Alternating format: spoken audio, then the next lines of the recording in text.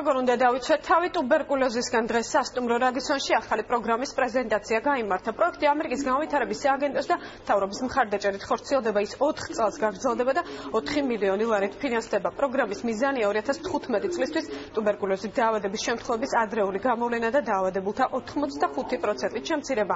ამ დაავადებით საქართველოში 6000 ადამიანია ინფიცირებული, მხოლოდ წელს 4500 ახალი შემთხვევა გამოვლინდა.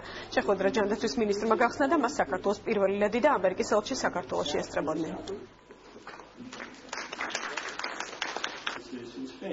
ტუბერკულოზის პრევენციისა და მკურნალობის სფეროში სახელმწიფო ახორციელებს პროგრამას, რომლის შედეგადაც მოხდა ამ დაავადების დასტაბილურება ჩვენს ქვეყანაში და გარკვეული მიმართულებით გაუმჯობესებაც.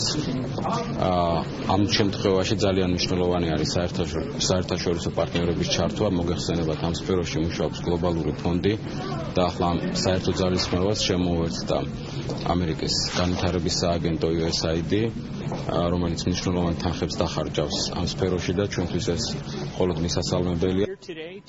ისეთი ტიპის დაავადებების წინააღმდეგ ბრძოლა, როგორც ტუბერკულოზია, მნიშვნელოვანია. ახალი პროგრამა ამ ბრძოლას კიდევ უფრო ეფექტურს გახდის. ჩვენ საქართველოს მთავრობასთან მრავალი წელია ვთანამშრომლობთ და ეს თანამშრომლობა მომავალში კიდევ უფრო გაიზრდება. ტუბერკულოზი არის საზოგადოებრივი ჯანმრთელობის კუთხით ერთ-ერთი მნიშვნელოვანი საკითხი საქართველოში. შესაბამისად, როგორც სახელმწიფო, ასევე საერთაშორისო ორგანიზაციების ძალისხმევა მიმართულია ამ პრობლემის საწინააღმდეგოდ. შესაბამისად, ამერიკის შეერთებული შტატების განვითარების სააგენტოს ეს პროექტი მხარს უჭერს სახელმწიფო ინიციატივებს ტუბერკულოზის ადრეული გამოვლენის და მისი პრევენციის მიმართულებით.